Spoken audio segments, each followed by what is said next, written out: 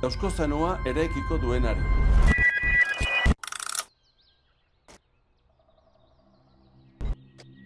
Zer ote daukago irakastekorik Arantzazuko fraideok etorkizunak arduratzen duen gazteari? Irakastekorik behar bada deusez, baina transmititzekorik bai. Hemen Arantzazun badugu bizipenez ondutako lekuko bat.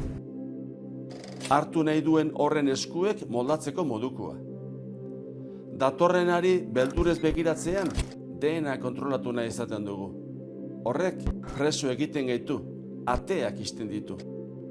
Gainditzen gaituen hori onartzean, begiratuko diogu etorkizunari aurrez aurre eta libre.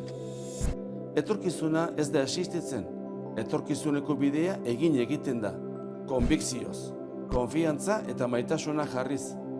Bizitzari adi egonez, bizitza bere erritmoetan biziz. Arantzazun, bidea euskaratik egiten ahalegindu gara, espiritualtasuna eta euskal kultura batuz, baina mundura begira, eta atea zabalik utzita nahi duen guztiari. Euskaldun izateko modu asko daude. Ez izan beldurrik arriskatzeko, bideak irekitzeko, entzun, konpartitu eta ez utzi inoiz ikasteari. Ekin maitasunez Eusko Zanuaren bideari, guztiona izango da.